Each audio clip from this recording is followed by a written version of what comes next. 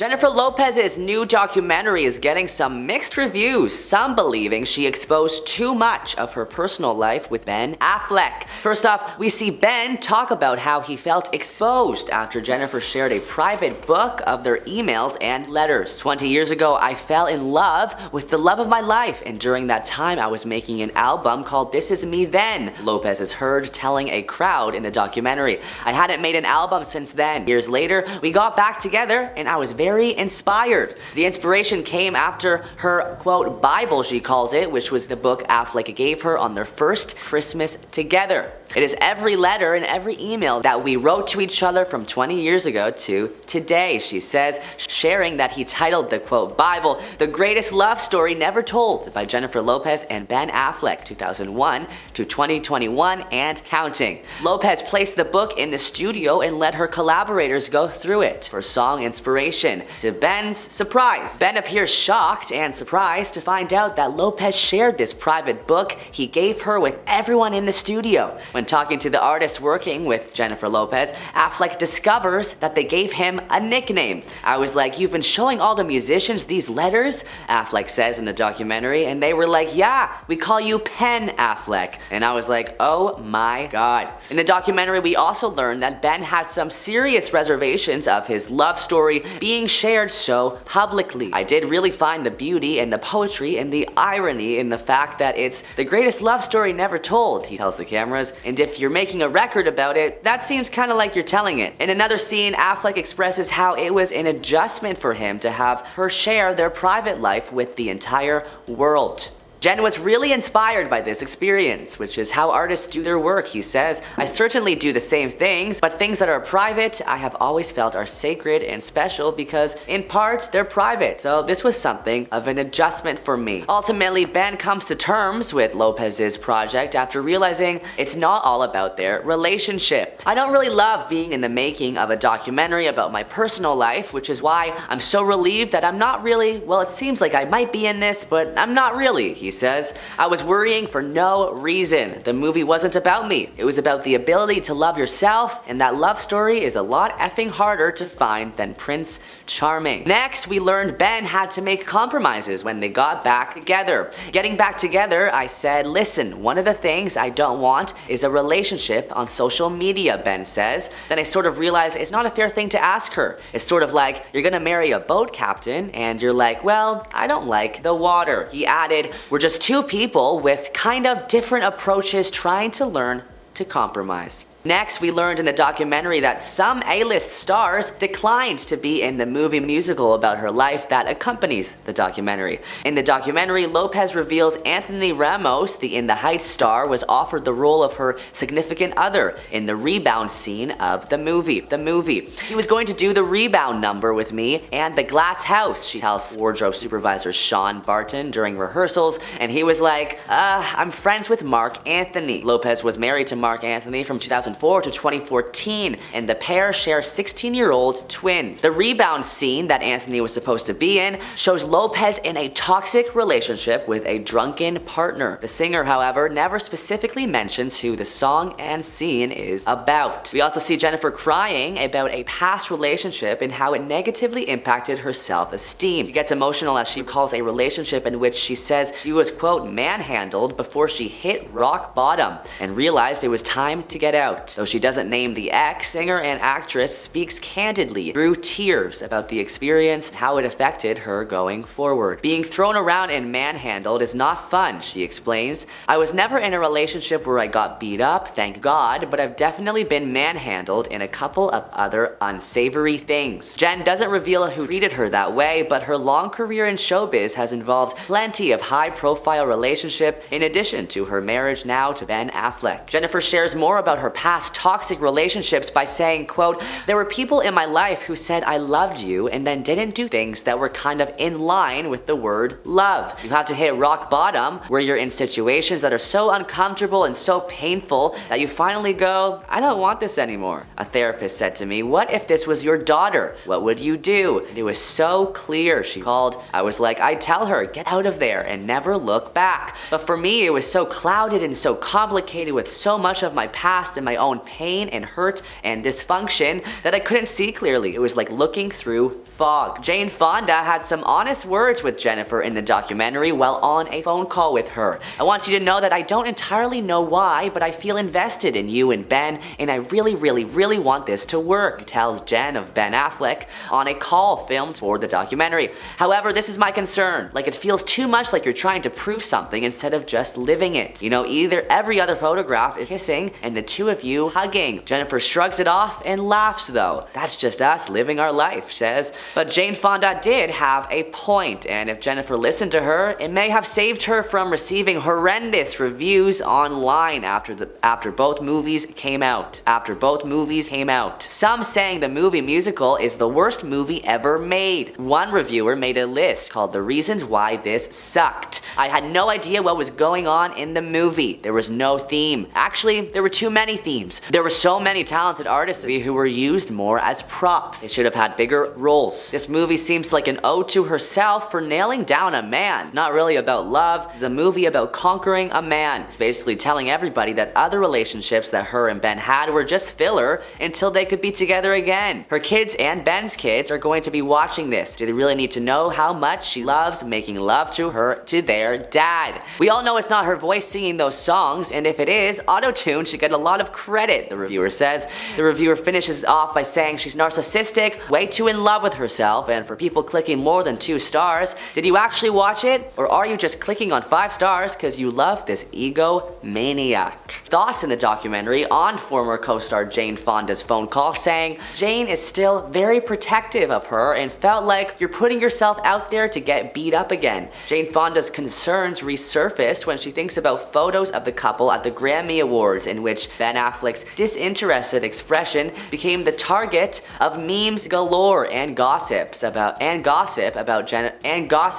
the pair's relationship. I get real scared, you know, with all that about the Grammys, and he looks unhappy, and I'm like, oh my god, what's happening? Fonda told Jennifer. Nothing replied. Jennifer Lopez also revealed she got multiple no thank yous from more fellow celebs that she hoped would appear with her in the movie. Taylor Swift, whom Jennifer joined on stage during Taylor's Red Tour 2013, declined, according to Today.com. Jason Momoa, Jennifer Coolidge, Lizzo, Vanessa Hudgens, Ariana Grande, and Snoop Dogg also allegedly declined. Khloe Kardashian was another potential celebrity cameo who dropped out. I don't want to force anybody to this who go, it's gonna be fun, Verse says in the film. Nobody wants to say no to me, Benny. I get that, she tells her manager, Benny Medina. But when an actor doesn't like a script good enough or is worried about it, that is what they'll say. Jennifer, who ultimately put $20 million of her own money in visual album, also admits in the film that the whole project made her nervous too. People are scared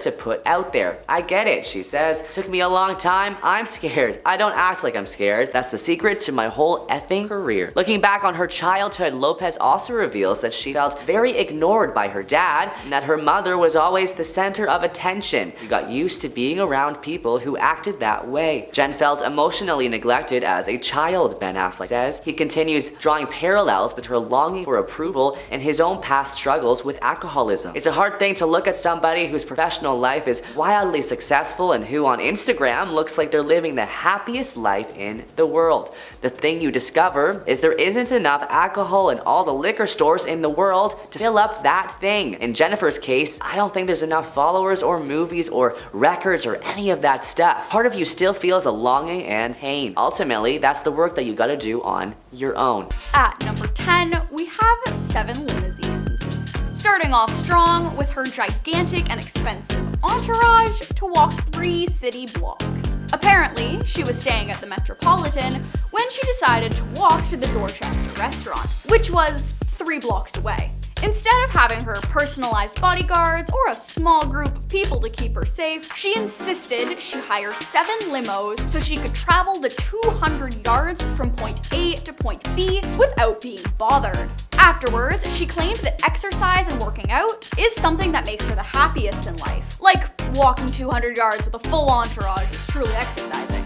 The The entire situation is so bizarre and out of touch, you can't help but recognize it as diva behavior. At number 9, we have how she got someone fired for asking for an autograph. A hotel maid asked her for an autograph, which is totally respectable, because she's literally Jennifer Lopez. But it was how she responded that made her such a diva. When the maid asked her very politely for an autograph, nothing came of it. But a day later, the maid received a phone call from the cleaning company she was employed with to let her know that Jen complained about it, and she was fired from that point on. What makes the situation worse is that the hotel tried to deny it happening to maintain its image. Not only is it shady, but the maid risked it all for little reward. Who would think that Jenny from the block would be such a princess about a fan? At number 8, we have the diamond-encrusted headphones. It makes sense to have sound-canceling headphones with you, especially when you have sensitive ears. But when they're entirely diamond-encrusted and worth almost $6,000, it's too much. One of the more infamous moments she wore the headphones was when she was showing up to the World Music Awards on her personal speedboat. And it wasn't just personalized to her, it was completely custom made, with custom love seats that were faux leather and champagne coolers. But because the boat on the water was just too loud, she had the noise-canceling headphones, and like I mentioned before, they were entirely diamond encrusted. Like regular headphones just weren't enough. At number 7, we have how she won't respond to her flight attendants. She has her own private jet with her own personal flight attendants, and she wouldn't even make conversation with them. It was in 2012 when she was in hot water for it because one of her flight attendants came forward saying that she was ghosting her. The attendant in question came up to her and a few of her guests and asked if she wanted anything to drink. Jen looked at her, turned her head away from her, and told her personal assistant to tell the attendant that she would like a Diet Coke with a lime. Obviously, this is jaw-dropping behavior for anyone, even if it is on par for Jen. At number 6, we have $20 million to be a judge. While she was one of the hosts on American Idol, she was charging $20 million a season. And to add to it, she even bought out Simon Cowell for $12 million so she could replace him. And to prove how much of a diva she really is, her appearance alone rejuvenated the show, so they were willing to cough up the big bucks just to keep her. She wouldn't just judge people on their talent though, she would often judge people on how they smelled. But according to her, at least she didn't judge people on how they looked. Like that's any better. At number 5, we have how the construction crew was not allowed to make eye contact with her. It makes sense when one person's staring too aggressively or with weird intentions. But when it's a huge group of people, it's a little excessive, even for diva behavior. She'd hired a crew to refurbish her mansion home, and if she was around them, they were not allowed to make eye contact with her, and they weren't allowed to speak to her at all either. But that's not all. A lot of her previous helpers said the same thing, like her drivers and other caretakers. She actually ended up selling that home for $27 million and bought a new one the same year for $40 million. At number 4, we have how she wouldn't shoot a commercial where she grew up. We know from her song Jenny from the Block that she grew up rough, and she makes it a point to share her story of triumph and overcoming the odds. But when she refused to film in the Bronx, people were taken aback.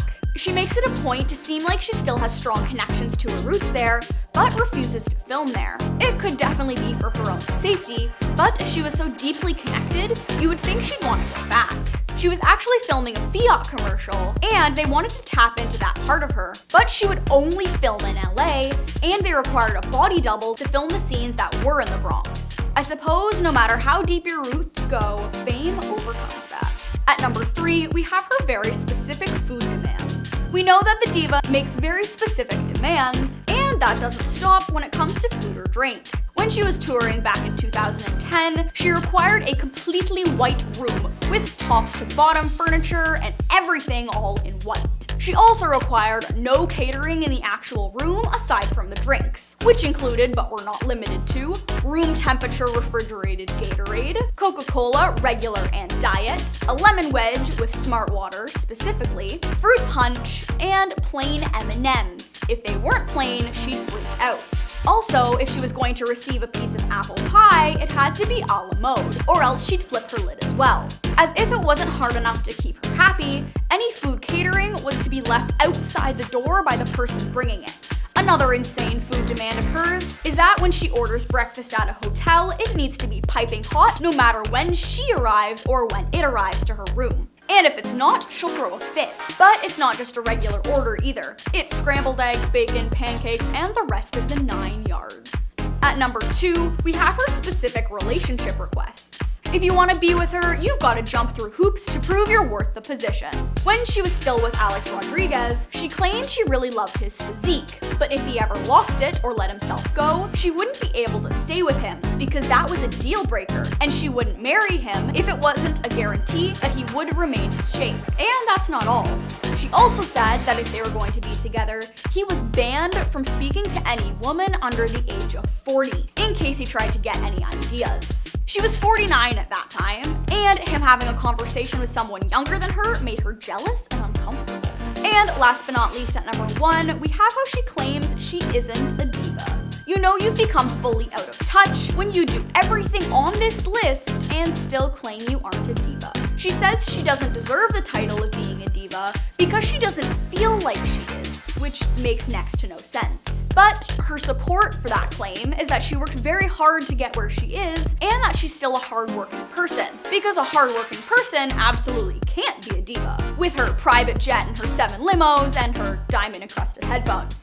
Getting somewhere big in life when you come from nothing is a big deal, and it's really inspiring to young and upcoming artists. But when you've become that desensitized to your lavish lifestyle, maybe it's time to do some proper soul searching. First up, of course, we have Mariah Carey. Even if you're not familiar with many of JLo's feuds, I'm sure you know that Mariah Carey hates her. That's because Mariah has not been shy about throwing shade in her direction.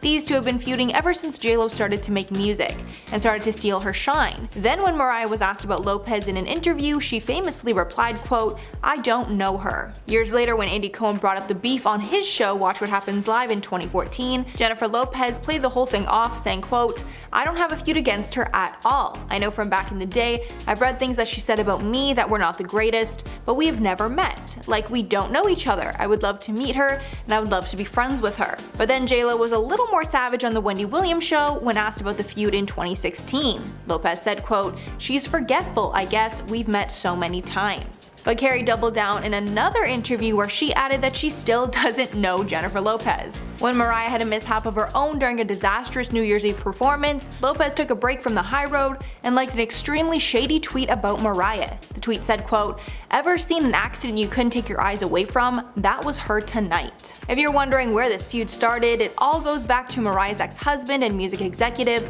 Tommy Mottola. After getting married in 1993, Carey divorced Mottola in 1998 because he was very controlling. And to get back at her, Mottola started up JLo's career and did everything possible to make JLo a star, instead of Mariah. JLo sampled a number of Mariah-esque songs. There were even allegations she straight up copied some of Mariah's songs, but tried to make them more of a hit. All because of Mottola. But Mariah knows she still came out on top, adding, quote, "After all that shit, Loverboy ended up being the best-selling single of 2001 in the United States." So basically the whole feud is over career competition and the fact that Lopez was in cahoots with Carey's controlling ex. Rosie Perez. You'd think that JLo and Rosie Perez would be great friends, considering how much they have in common.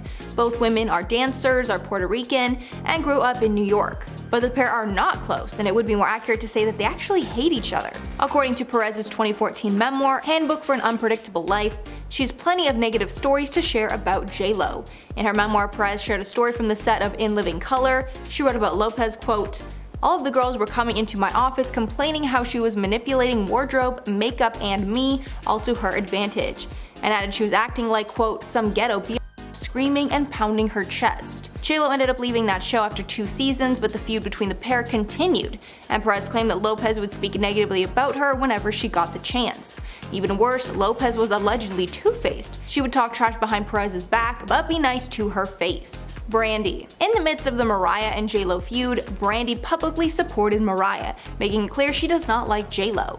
In July of 2017, Brandy took to Instagram to share a photo of herself hugging Mariah Carey with the caption, #SheKnowsMe. an obvious reference to Mariah's infamous "I don't know her" comment about J-Lo. All the comments were flooded with people speculating over the caption, and the consensus quickly became that the photo was a dig at J-Lo. However, Brandy later addressed the caption, writing, quote, "Oh my god, what happened? I swear to goodness, I didn't know what the fuss is about. I love this pic and now everyone thinks I'm throwing shade. At who? This is funny. Can't take this one down. I love this picture and whenever I'm throwing shade, it's not questionable, you know that I am." Later adding that Mariah does in fact know her. Mariah supported the post by commenting, quote, "I sure do." Even though Brandy is trying to convince us it's nothing shady, I honestly don't believe it. Next up, Nicki Minaj. It's long been rumored that Jennifer Lopez is a huge diva, and the fight that her and Nicki Minaj had while on American Idol brought up both of their diva sides. In 2012, Lopez was a judge on American Idol while Nicki came on to perform, and things got tense fast. After Nicki finished performing, she went over to the judges table and asked, quote, "I was hoping maybe I could come back and be a guest judge. J-Lo, can you scoot over a little bit?" J-Lo then responded, quote, "I don't know if there's enough room for both of us." Then Minaj took it up another notch backstage when she said, quote, "She didn't seem to be having it, but she's gonna have it." But she later added, quote, "We were just joking around." But it's clear the bad blood is still there. When Lopez performed at the 2015 AMAs, she sang a part of Minaj's song Anaconda. But I don't think Nicki got the memo that it was going to be happening, because when the camera panned to Nicki, she did not look happy. Fans totally saw the shade and started tweeting about it that night. Rihanna and J-Lo started feuding right around the time that J-Lo was seen getting cozy with Rihanna's ex, Drake. This all happened in 2016 when J-Lo and Drake took a photo backstage at J-Lo's concert. Once the photos came out, everyone assumed that they were dating, which probably got the attention of his exes. A lot of fans felt the whole thing was most likely a publicity stunt, but Rihanna took the rumors pretty seriously and lashed out online because of it. A source said at the time that Rihanna suffered, quote, "the ultimate betrayal," and dubbed Lopez desperate and a traitor. This was because Rihanna and J-Lo were really tight at one point, and Rihanna even got support from J-Lo during rough times with Drake. Then in December of 2016, Rihanna unfollowed J-Lo on Instagram, making her stance very clear. Jenna Dewan. When the pair started alongside each other on World of Dance, they seemed like they got along great. Lopez was a producer and a judge, while Dewan was a host and mentor on the show. But sources revealed that when the camera stopped rolling, the women hated each other. One source said about their relationship, quote, "Jenna can't stand Jen's over-the-top theatrical fakery. Jen never fails to ham it up when the cameras are rolling, and she hijacks the show. It seems she'd prefer if Jenna just stayed in the background." The insider continued that J-Lo is a micromanager who tells everyone else what to do. Because of all her input, Jenna felt excluded and felt like her voice was not heard. Although there is a chance that this feud is not accurate, because when Dewan's team was asked about the feud rumors, they denied them. Ojani Noah. Jennifer Lopez has been married 3 times before. Her first and shortest marriage was to Cuban waiter Ojani Noah. Although their relationship ended in 1998, it's clear that Noah cannot stand her, and whenever asked about Lopez, he does not hold back his negative feelings. Back in 2006, he was actually set to release a juicy tell-all book about Lopez called The Unknown Truth, a passionate portrait of a serial thriller. But before it was set to be published, Lopez was able to stop it with a lawsuit. She argued that publishing the book broke their confidentiality agreement, and the courts agreed. From that lawsuit, she won $545,000 in damages, and Noah was forbid from criticizing or casting in a negative light or otherwise disparaging Lopez. Noah's name was brought up once again when he threatened to leak an intimate tape of the two of them on their honeymoon. Lopez then filed a $10 million lawsuit against him. When asked why the relationship ended, Noah blamed Lopez, saying, quote, "I was looking forward to being with her for the rest of my life. It didn't happen. She made the choice of her career instead of me." And finally, Jennifer Lopez herself. Nobody has done more to warn us about J-Lo's sketchy behavior than herself, and some of the things she's done in the past are too terrible to ignore. Back when she tried to score a role in competition with actress Claire Danes, J-Lo said some harsh things about her competition, saying that Claire Danes does the quote, "same thing with every character she does." Then Lopez bashed Winona Ryder, saying that she was not a big fan of her work. And finally, Lopez took aim at Gwyneth Paltrow, saying, quote, "Tell me what she's been in. I swear to God, I don't remember anything she was in. Some people get hot by association. I heard more about her and Brad Pitt than I ever heard about her work." Then in a different interview, Lopez decided to take aim at Madonna, specifically bashing Madonna's attempt at acting. Quote, "Do I think she's a great performer? Yeah. Do I think she's a great actress? No. Acting is what I do, so I'm harder on people when they say, oh, I can do that, I can act. I'm like, hey, don't spit on my craft." Aside from dishing out unnecessary shade to other celebrities, Lopez also has a reputation for being incredibly rude to service people. One United Airlines employee told the press how much of a diva she was during her flight. Apparently he asked if she wanted a drink and she replied, quote, "I just said, what can I get you to drink?" But Jennifer refused to even acknowledge me. She turned her head away and told her personal assistant, "Please tell him I'd like a Diet Coke and lime." Even though the stewardess was trying to serve her what she wanted, she refused to look. It made her assistant speak for her.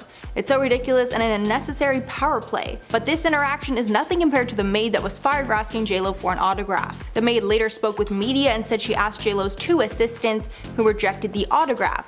Then a day later, the hotel said that Lopez complained about the incident, and that maid was fired. Number 10. Sharing the stage. JLo didn't hold back when it came to her opinion on sharing the stage with Shakira at the 2020 Super Bowl halftime show. In her newly released documentary called Halftime, she labeled it as the worst idea in the world. Quote, "If it was going to be a double headliner, they should have given us 20 minutes. That's what they should have effing done." Basically, it turns out that Jennifer was frustrated with the NFL for booking 2 headliners and making them share the same amount of time that any solo performer would receive, as opposed to doubling it and giving the women extra time to shine. As a result, fans slammed the artist for coming off as entitled. While it's true that they only gave the performers 6 minutes each, the action-packed show garnered immense praise from fans across the globe, with many fans commending the women for showcasing their Latin heritage so brilliantly. What JLo was really mad about though is that previous solo headliners like Beyonce and The Weeknd received 14 minutes to perform, but judging by her complaints, it's clear that she feels offended that they asked her to share the stage at all. Number 9. Cheating allegations. Jennifer Lopez and Ben Affleck have had an on-again, off-again romance that has been going on since the 2000s, with fans even nicknaming the couple Benifer. I mean, these two just got married this year after they first got engaged nearly 2 decades ago, but the timeline of their relationship is a huge red flag, and it included alleged cheating. So in July of 2002, Lopez filed for divorce from her second husband, Chris Judd, citing irreconcilable differences. But this news broke just months after Lopez had wrapped the movie Glee alongside her then boyfriend Ben. Even though she vehemently denied cheating rumors, Ben took out an ad in The Hollywood Reporter gushing about Lopez before her divorce wasn't yet finalized. In fact, even Chris Judd's father, Larry, spoke out against the couple and accused JLo of being unfaithful to his son. He insinuated that the affair started during the filming of Glee. Quote, "I thought Mr. Affleck would honor a married woman and not just go right into the trailer," and added that she'd be happier if she'd just tell the truth and no one in her little circle is going to say one negative thing to her. But we'll never really know the truth of what happened. Number 8. Music theft. The star has been accused of stealing and borrowing background tracks and vocals from other artists for years. One of the stars who accused her of doing this was Usher in 2005. He claimed that she stole a song that he cast aside while recording his hugely successful album called Confessions. Usher claimed that JLo's single Get Right is actually a re-recorded version of Ride, a song that he co-wrote the year before, which was only available online. He said, quote, "I hate it, but I'd better get some of the publishing rights or else. I didn't put it on my album because I couldn't get it right, but I didn't expect JLo to just take it." And apart from being accused of stealing the same sample song that Mariah Carey used for Loverboy, JLo was also given songs that were initially intended for Ashanti, which is why a lot of people claim what happened between the two artists was straight up music theft. In September of 2001, Lopez released I'm Real from her second studio album, JLo, that she worked on with Irv Gotti. But the song was already recorded and mixed with Ashanti's vocals, which is why you can still hear her background vocals in Lopez's version. Number 7. Makeup artist feud. Scott Barnes, who worked for JLo for the past 20 years, has had to deal with so much of the star's crazy hot and cold behavior. In the mid-2000s, the star essentially banished her longtime makeup artist, Scott Barnes, after rumors surfaced that someone had leaked info to the press about her and Mark Anthony's secret marriage ceremony. Speaking on the Jeff Probst show in 2012, when asked about how JLo treated him, he said, quote, "It was like I had the plague." But interestingly enough, eventually she ended up giving Barnes his old job back again after learning the truth. but apparently failed to apologize for being so cold and ruthless towards him. I mean, she literally cut him off without a word and blamed him for the leak without even confronting him. Barnes went on to say, quote, "I went right back to work with her and we just never spoke about it again," which is even weirder. The funny thing is, her celebrity makeup artist would go on to work with her for another 6 years and insisted that they remain on good terms despite the fact that she ghosted him and didn't even apologize for it. Number 6, the Mark Anthony romance. Celebrity gossip magazines could not get enough of the power couple in the early 2000s. They were absolutely everywhere and it seemed like fans loved the pairing. But their beginnings as a couple were super questionable to say the least. Anthony married former Miss Universe Dayanara Torres in 2000, while Lopez was dating Ben Affleck roughly around the same time. But the on-again, off-again couple picked their romance back up while Anthony was still married to Dayanara. So less than a week after Anthony's divorce was finalized, the couple surprised fans by getting married in a small, casual ceremony in her Beverly Hills home in early June. It really begs the question of whether or not JLo was some kind of homewrecker, because the timeline of the rekindled relationship seems really off. I mean, he actually broke Dayanara's heart, and she said, quote, "You go through hell. I cried until there were no tears left, until I was numb. I didn't want to eat, I didn't care to get dressed or take a shower, I just wanted to lie there." Anthony's feelings for Jennifer might have been there all along because the two had history, but he should have put way more thought into who he chose to marry in the first place.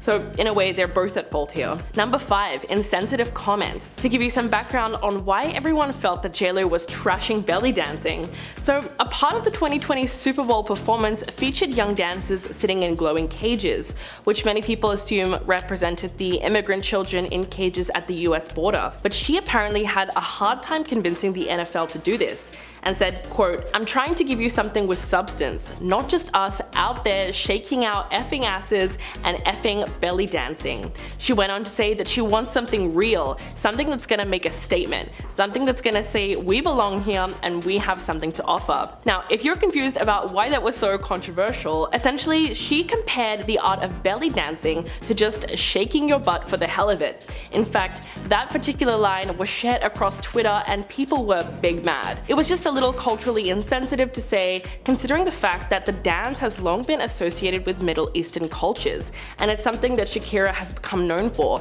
using it to channel her father's Lebanese Syrian Arab roots. Number 4, avoiding the Bronx. This one, train wreck of an ad campaign, led people to openly mock both Chrysler and Jennifer Lopez. The central premise of the ad was that sometimes JLo will drive through her old hood in the South Bronx in a Fiat 500 just to stay inspired. Although it sounds ridiculous, the marketing campaign obviously tried to draw on the singer's famous Jenny from the Block era. Most people recognize the song in which she pays tribute to growing up in the Bronx, which had been a solid part of her image since the 90s. In fact, the singer even titled her debut album On the 6, which is a clear reference to the New York subway train. A press release at the time even stated that she would be traveling through the streets of Manhattan to the Bronx where she grew up. But the ad backfired when the Smoking Gun reported that Lopez never actually went to the Bronx to film the ad and that a body double stand-in was used instead, calling it, quote, "such a breathtaking assemblage of urban cliches," and that was putting it lightly. Number 3, the movie line interview. The infamous movie line interview in 1998 that could have almost ruined JLo's career was truly worse than you can imagine. She was 27 at the time and fresh off the success of her film Selena. She basically decided to trash all the other celebrities that were big at the time and tried to trivialize their career and contribution to the industry. In fact, when asked about Madonna, she actually said, quote, "Do I think she's a great performer? Yeah. Do I think she's a great actress? No. Acting is what I do, so I'm harder on people when they say, oh, I can do that, I can act. And I'm like, hey, don't spit on my craft." It was so ironic because JLo would go on to do both music and acting for the rest of her career, and critics also trashed her acting on the big screen. Also, at the time, Madonna had been a star for a lot longer than JLo, so there was no real comparison there. And when Gwyneth Paltrow was brought up, Jennifer almost seemed to laugh and made it clear that she didn't take her fellow actress's career seriously. Quote, "Tell me what she's been in. I swear to God, I don't remember anything she was in. Some people get hot by association. I heard more about her and Brad Pitt than I ever heard about her work." Yikes. Number 2, accusations of racism. 20 years ago, Lopez was approaching full actualization as an entertainer, but a single from her second album, J-Lo, almost derailed her career entirely. The Murder Inc. remix of I'm Real, which features Ja Rule and Own Radio in 2001, was ruined by the N-bomb that she drops in her final verse. The issue was that the song was an instant hit, so much so that 10 years later, in 2011, Billboard gave it the 6th spot on its 40 biggest duets of all time list. But rightfully so, people were outraged by her use of the loaded term, not only because she's a Latina artist, but at her level of success, where she has a platform and sets an example to young fans, using such a derogatory word is at best offensive. But as the accusations of racism started to mount against the star, she eventually spoke out to defend her actions on the Today Show. Quote, "For anyone who thinks or suggests that I'm racist is really absurd and hateful to me." Although many people think this is not an excuse, it was later revealed that the track was actually written by Ja Rule himself, and apparently he encouraged her to say it. And number 1, fired a maid. This one is really indefensible. Jennifer Lopez allegedly got a German hotel maid fired for asking for an autograph. Frey Dodaj was a staff member at the luxury Melia Hotel in Dusseldorf, Germany, during Lopez's stay in 2012. She was a big fan of J-Lo and worked up the courage to knock on the star's hotel door in Dusseldorf to ask for an autograph, and was promptly turned away. Frey claims that she was relieved from her post the day after the incident. She told The Sun, quote, "I am an incredibly big fan, so I took all my courage and rang the doorbell to get an autograph, but I was rejected by 2 assistants at the door. A day later, the cleaning company that employed me at the hotel called and said that Ms. Lopez had complained. I was fired right there on the phone." If the incident really happened, it's hard to ignore the irony when you remember that Jennifer played a hotel maid in the movie Made in Manhattan. After receiving a rightful amount of backlash, the pop star wrote on Twitter, quote, "Come on, thought you knew me better than this, would never get anyone fired over an autograph. First I heard of this was on Twitter, #hurtful. Madonna. Superstar Madonna has been in the game since the 80s and established plenty of enduring relationships with other entertainers who've come before and after her. But that doesn't mean she hasn't had her moments where she's thrown someone the cold shoulder. In this case, Jennifer Lopez definitely deserved it because she dissed Madonna's whole career in that infamous Movie Line interview in 1998. Lopez was 27 at the time and fresh off the success of her film Selena. It was then that she decided to boast about her own talent in comparison to Madonna. Quote, "Do I think she's a great performer? Yeah. Do I think she's a great actress? No." She also added, quote, "Acting is what I do. So I'm harder on people when they say, oh, I can do that, I can act. I'm like, hey, don't spit on my craft." Those comments were pretty bad considering that Madonna has been a star for a lot longer than J-Lo, and at the time of the interview, there was almost no comparison between them. It seems like Madonna held on to those remarks for quite some time, because in 2009, she went on David Letterman and implied that Lopez tries to copy her by studying her looks on stage. Gwyneth Paltrow. At the time, Lopez was still fresh off the success of Selena and Anaconda, and she was explaining how she felt she was grouped into what she called the bottom of the A-list actresses. Paltrow was a star on the rise at the time, with many films under her belt such as Seven, Great Expectations, and Shakespeare in Love, which earned her a Best Actress Oscar in 1999. When Lopez was asked about Paltrow, she almost seemed to laugh and made it clear that she didn't take her fellow actress's career seriously. Quote, "Tell me what she's been in? I swear to God, I don't remember anything she was in. Some people get hot by association.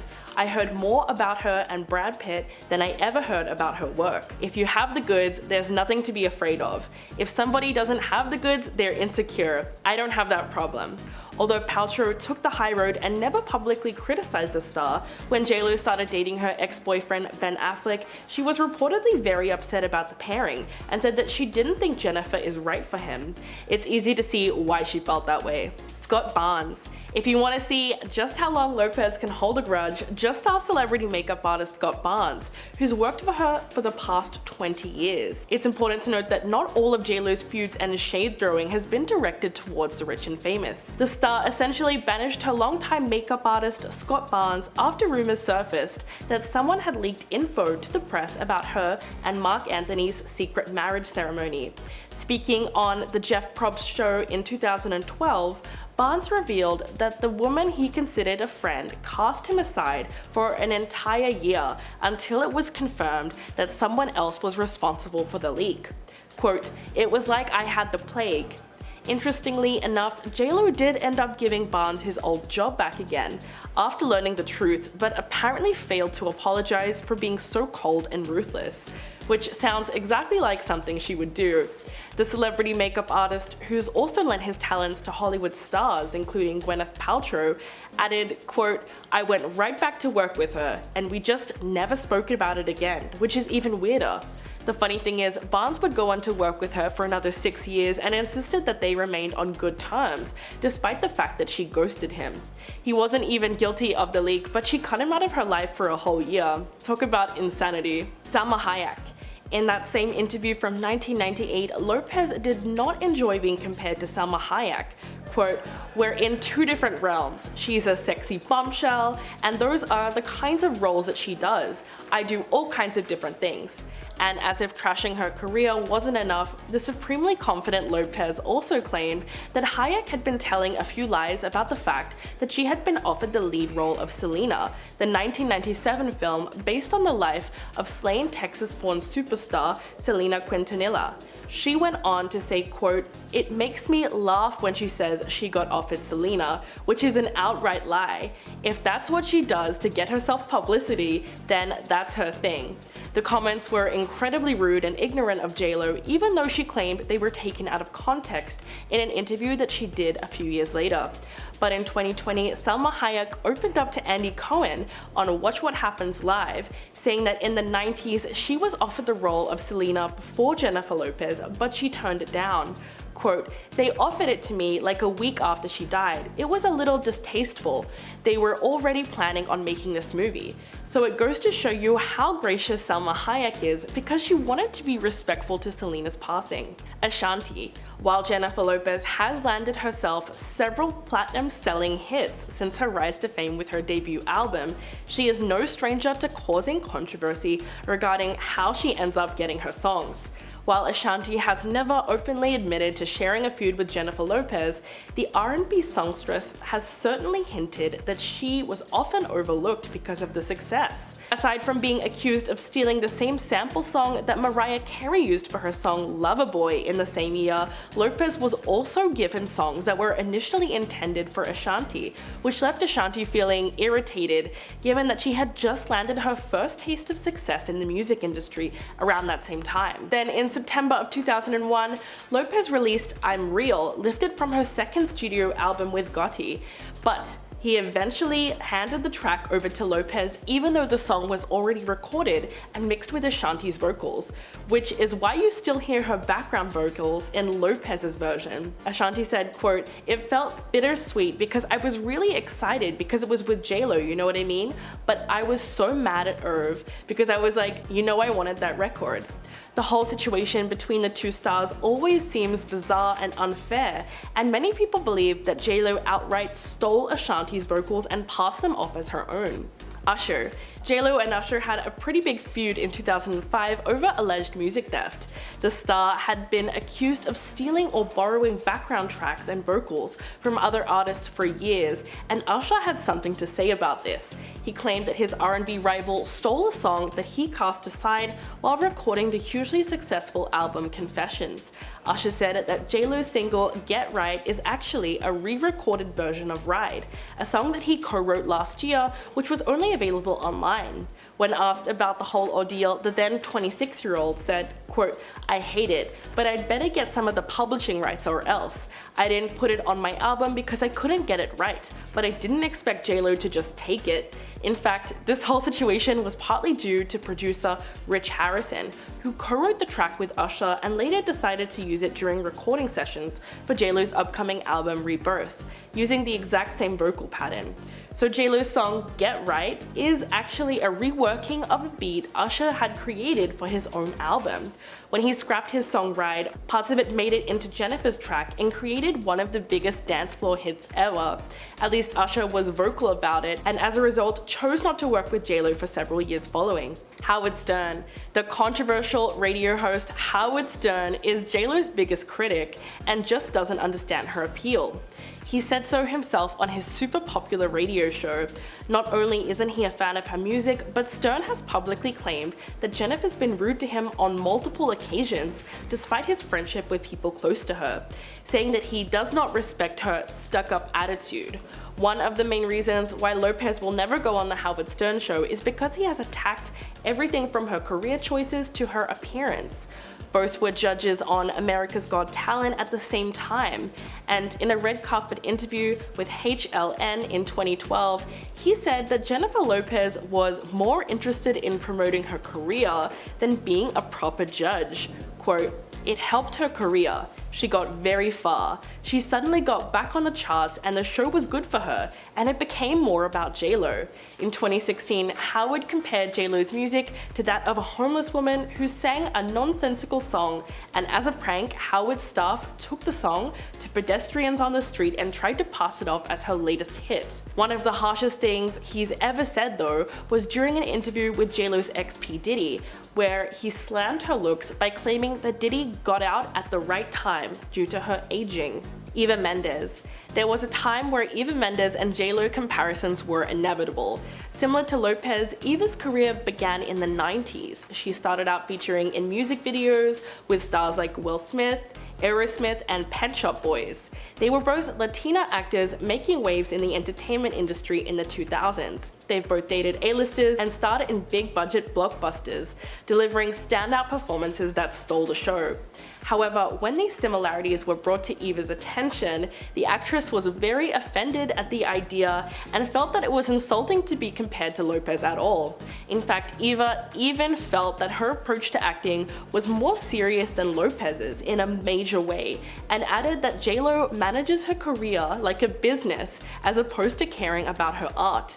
Quote, "I would like to think I will have a more serious career than JLo. We may be both of Latin origin, but that's where the comparisons stop. She manages her career like the head of a big corporation, whereas the only thing I care about is becoming the best actress possible." While Mendes has made it clear that she never respected JLo's career, at least her comments don't sound too personal and were probably made because she was just sick and tired of constantly being compared to the other Latina actress. At number 10, we have Jennifer's dismissal of bad teacher actress Cameron Diaz when she made the comment that she believes Cameron is a quote, lucky model who's been given a lot of opportunities, and how she wishes she would have done more with them. In turn, Cameron made a statement that Jennifer's behavior on set was rather cold, as she pretty much ignored her. She also described Jennifer as being someone who was hard to work with. As a clapback, Cameron further pushed that JLo should stick to her day job of singing. However, in the same Jennifer interview, it wasn't just Cameron that she came for. She also took shots at fellow actresses Gwyneth Paltrow and Winona Ryder. For Gwyneth, Jennifer said, "Tell me what she's been in? I swear to God, I don't remember anything she was in. Some people get hot by association. I heard more about her and Brad Pitt than I ever heard about her work." On Winona, Jennifer recalled, "I was never a big fan of hers. In Hollywood, she's revered. She gets nominated for Oscars, but I've never heard anyone in the public or among my friends say, 'Oh, I love her.'" At number 9, we have radio show host and interviewer Howard Stern, whose reasonings for not liking JLo comes in many forms. For one, he hates her music. Howard's typical musical vibe is 90s rock and grunge rather than early 2000s pop. But not only does Howard not enjoy Jennifer's music, he's also bashed it in the form of jokes on numerous occasions, despite his attraction to fairly few pop songs in the past. In summary, it was Howard Stern's show co-host Robin who made claims while they watched her on the floor music video that radio stations were hesitant to play the song since she hadn't been charting for a while. Apparently, to further this point, he described that the relevance of JLo being a judge on American Idol kind of forced the song down down consumers' throats. And Howard later accused Jennifer of being self-absorbed because the single debuted on American Idol. Howard further bashed her Super Bowl performance and even ridiculed Jimmy Fallon's praises for it as well. There was also the incident where Howard claims he spent the entirety of his run-in with his friend Mark Anthony, who was married to Jennifer at the time, being completely ignored. This further pushed the established reputation of Jennifer being a snotty diva. Howard's last straw was Jennifer's interview, where she was asked if she found Howard attractive, and remained silent while expressing a puking expression. Since then, Howard has not let up on the insults about her attitude, music, and business choices whenever she's brought up on his show. At number 8, we have Gloria Estefan's shade to Jennifer for her halftime documentary spiel about performing with Shakira for the 2020 Super Bowl. When Gloria admitted she chose not to participate with no regrets, she blasted Jennifer's comments about their experience when she sat down with Andy Cohen on Watch What Happens Live in June. Quote,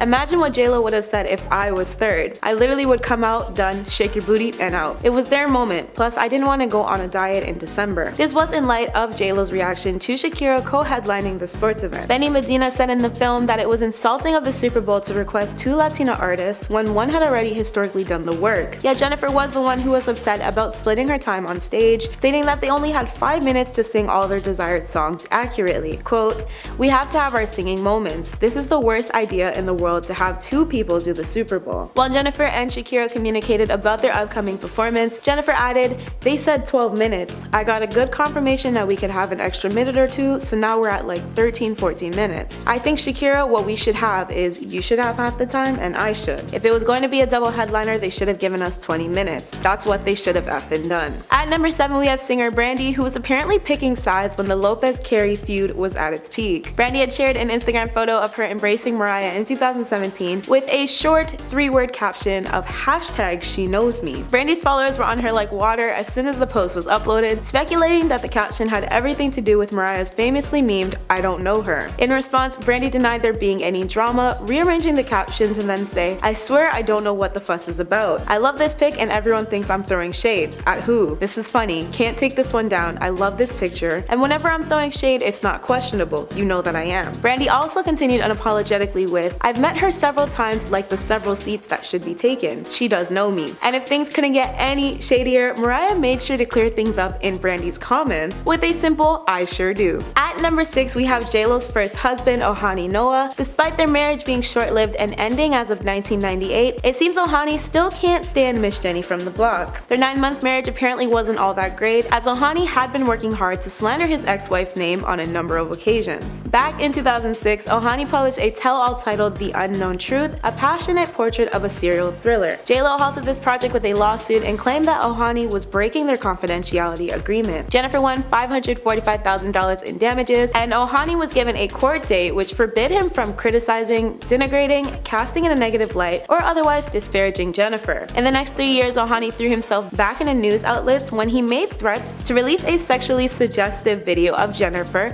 that was filmed during their honeymoon and resulted in another $10 million lawsuit. In 2016, his appearance on $1 Million Matchmaker saw Ohani claiming he loaded the blame on Jennifer for their split and how he was looking forward to spending a lifetime with her before she chose her career over him. At number 5, we have former NBC World of Dance TV host and mentor Jenna Dewan, who sat on the panel with then executive producer Jennifer. Although the two dancers and celebrities seemed fine during the 2017 reality dance competition tapings, their animosity behind the scenes apparently ran deep. An unnamed outlet source once stated on Jenna's behalf that Jenna, quote, "can't stand Jen's over-the-top theatrical fakery," adding that Jen never fails to ham it up when the cameras are rolling and she hijacks the show. It seems she'd prefer if Jenna just stayed in the background. Every situation, even off camera, is micromanaged by JLo, and Jenna feels very excluded. This alleged feud seemed to be squashed fairly quickly though when Gossip Cop reached out to a show producer and one of Jenna's reps and was informed that the reported beef was misleading. However, given Jennifer's past, can we really be sure of this? At number 4, we have actress Rosie Perez. She and Jennifer apparently had lifelong ties with one another that seemed great on the outside. But both Puerto Rican dancers raised in New York have zero love for each other, according to Rosie's 2014 Handbook for an Unpredictable Life memoir. In it, Rosie discusses working on In Living Color with Jennifer in a wickedly horrible light. Quote, "All the girls were coming into my office complaining how she was manipulating wardrobe, makeup, and me all to her advantage." Despite Jennifer dipping from ILC after 2 seasons, Rosie stuck with her words of Jennifer supposedly keeping the flame of their feud burning for years after they parted. The words on the pages of Rosie's book portrayed Jennifer to be a two-faced person who would crack crap on Rosie one minute, but then act super sweet like nothing happened between them the next. At number 3, we have artist Rihanna, who seemed to be unimpressed by Jennifer after the star posted herself chilling with Rihanna's on-again, off-again reported love interest Drake backstage at her 2016 Winter Vegas show. Naturally, Jennifer's snap captioned, "Look who rolled up at my show tonight to say hi, #love him," sparked massive dating rumors. And it probably didn't help that Jennifer uploaded a follow-up pic of her and Drake bear hugging and looking overly comfortable snuggling up. While many were unconvinced about the headlines, Rihanna was seemingly not here for any of it, which is why she reportedly went on to dub Jennifer as a desperate traitor. According to an unnamed insider who spoke to Touch, Rihanna had felt like she experienced the ultimate betrayal by Jennifer, since they once had a tight-knit bond where Rihanna could seek solace in Jennifer for her relationship. Rihanna did not publicly address their rumored issues, however, she did seem to throw some shade when she suddenly hit the unfollow button on JLo's Insta. At number 2, we have Nicki and Jennifer's heated back and forth jabs that started with an exchange during a 2012 American Idol episode, where Nicki performed and Jennifer was a judge. When the female rapper completed her set, she boldly asked, "I was hoping maybe I could come back and be a guest judge. JLo, can you scoot over a bit?" To which Jennifer immediately quipped, "I don't know if there's enough room for the both of us." Nicki seemed to hold on to that comment when she attempted to smooth things over back with The Hollywood Reporter, saying, "She didn't seem to be having it, but she's gonna have it. We were just joking around." However, in 2015, things were still just as messy when Jennifer opened the American Music Awards performing a medley of songs which included Nicki's hit Anaconda. Nicki seemed to be unimpressed by her performance, as the camera gave away her emotionless expression, which told us everything we needed to know, as one fan hinted. Nicki came to Jennifer's defense at that point though, when she fired back with a tweet to a fan explaining, "I'm looking at my own face on the screen when I'm looking to the right. I turn back and look at her." At number 1, we have the iconic "I don't know her" rivalry that has been carried out for years now. This beef has been ongoing since the early 2000s, with both stars being repeatedly questioned on whether or not they actually like each other. It seems they can't really decide though. Host Andy Cohen brought up their beef on his show in 2014, where Jennifer nonchalantly played the situation off with, "I don't have a feud against her at all. I've read things she said about me that were not the greatest, but we don't know each other. I would love to meet her and I would love to be friends with her." However, she told Wendy Williams the exact opposite in 2016 for her show, explaining, "She's forgetful, I guess. We've met many times." Andy went straight to the source to speak with Mariah that same year, and in response, Mariah reiterated, "I don't know her. What am I supposed to say?" Jennifer of course took this as major shade, and when people were flaming Mariah for her quote disastrous New Year's Eve performance that winter, Jennifer threw some shade of her own by liking a post referring to Mariah's performance as a train wreck. It seems Mariah got the final laugh though, because she made it rain shade in her 2020 memoir The Meaning of Mariah Carey, where she revealed her feud with Jennifer on top of slamming Jennifer's ex-husband and former CEO of Sony Music, Tommy Mottola, for allegedly attempting to ruin her career with Jennifer's help. Mariah claimed Tommy tried to sabotage the glitter soundtrack Firecracker, and pushed that the movie's lead single Lover did not go unnoticed by Sony executives. Mariah also added that Sony rushed to make a single for another female entertainer on their label, but rather than naming Jennifer in the allegation in her sampling of Firecracker on I'm Real that same year, Mariah just concluded with her infamous comment, finishing her statement with, "After all that ish, Loverboy ended up being the best-selling single of 2001 in the United States." Once a couple 20 years ago, Ben Affleck and Jennifer Lopez are now back together, and fans are. Ben is reportedly angry with Jennifer currently after her new movie about their love life was recently released. Insiders told The Heat that Affleck was reportedly scared that JLo's new film, This Is Me Now, would ruin his career, and apparently that fear has not dissipated. There is a very real risk that this film will not get the reaction she is expecting. Ben's been complaining to friends this could end up being Gigli 2.0. They said it will be especially embarrassing for him considering the career that he has built up and how seriously he takes his projects. He is scared he's made a big mistake getting involved. This is the second project they've worked on together, and since Gigli was so panned by critics, receiving a 6% on Rotten Tomatoes and losing over $60 million at the box office, it seems as though Affleck has been worried about the same treatment, and it allegedly caused problems in their marriage. Ben Affleck also recently admitted the romance forced him to make major compromises. Jennifer was really inspired by this experience, which is how artists do their work, Affleck said. They get inspired by their personal life. It moves you. I know as a writer and director, I certainly do the same things, but things that are private, I always felt are sacred and special. in part because they are private. So this was something of an adjustment for me. At a screening earlier this week for the documentary, Lopez said that her husband was a quote, reluctant participant in the whole thing. According to People, she told the audience during a Q&A session, the other scary part was that I was bringing into it my husband, who was kind of the reluctant participant and a silent participant and all. Affleck still admits his hesitancy with having the spotlight on their relationship. It's the first time that she's done something as an artistic form of expression that was purely for the sake of what she had to express. It was about bringing out the things she felt inside that she just wanted to say, Affleck said. And I don't really love being in the making of a documentary about my personal life, which is why I'm so relieved that it's not really, and it seems like I might be in this, but not really. I was worrying for no reason.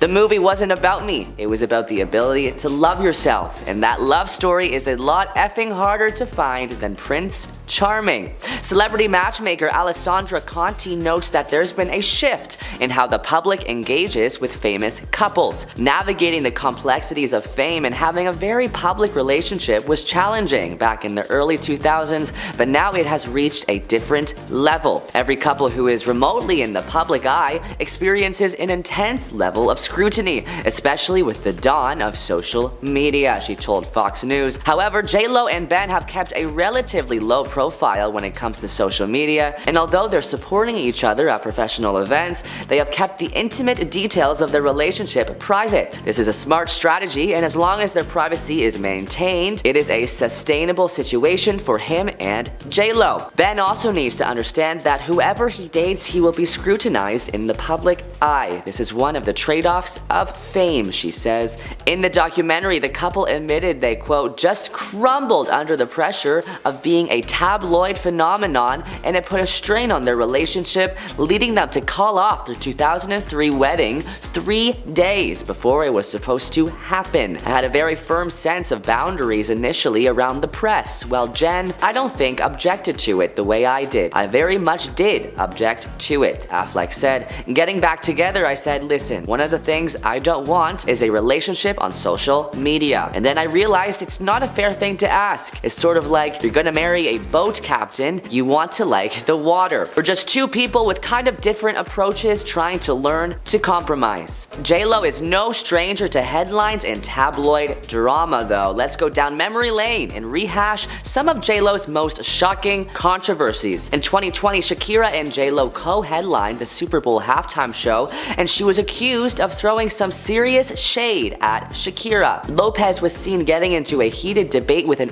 NFL producer about her idea to have caged child performers on stage, a reference to the living conditions that youngsters face at border detention centers. She said, I'm trying to give you something with substance, not just us out there shaking our effing butts and effing belly dancing. I want something real. I want something that's gonna make a statement, that's gonna say that we belong here and we have something to offer. The use of the term belly dancing, something which Shakira is very famous for, left many believing that she was dismissing her co-star's contributions. Jennifer Lopez was also accused of being insensitive to her husband's addiction issues in 2023 when she launched her own brand of alcoholic cocktails. The Let's Get Loud singer put her famous name to Dalola, a range of drinks created with mixologist Lynette Marrero. But having only just walked down the aisle with Ben Affleck, a recovering alcoholic, this latest business venture left a sour taste for some fans. There's also a rumor that J-Lo didn't used to sing on her old records. Rumors had been circulating for years that Jennifer Lopez had more than a little vocal help on hits such as Play,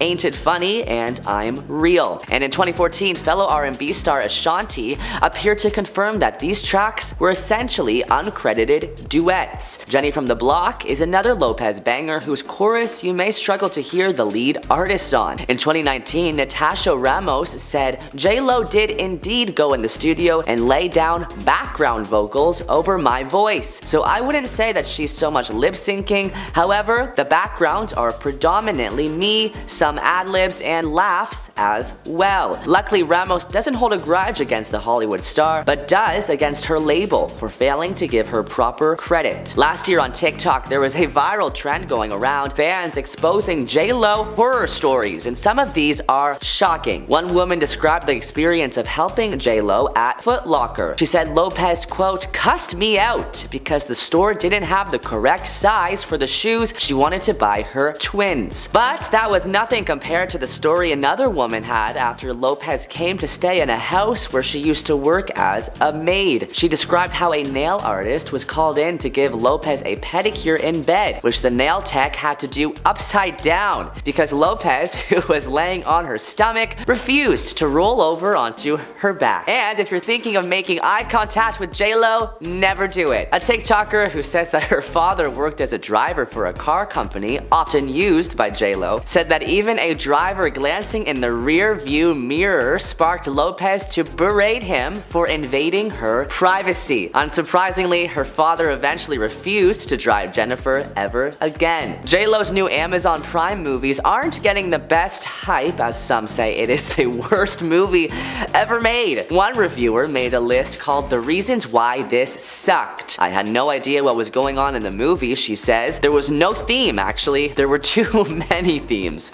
There were so many talented artists in the movie who were used more as props. They should have had a bigger role. She goes on to say, this movie seems like an ode to herself for nailing down a man, Ben Affleck. It's not really about love. This is a movie about conquering a man. She's basically telling everybody that the other relationships that her and Ben had were just filler until they could be together again. Her kids and Ben kids are going to be watching this. Do they really need to know how much she loves sleeping with their dad? We all know it's not her voice singing those songs, and then she continues by saying, and if it is, auto-tune should get a lot of the credit. She is narcissistic, over the top, and way too in love with herself. For people clicking more than 2 stars, did you actually watch it, or are you just clicking on 5 stars because you love this ego maniac? Yikes.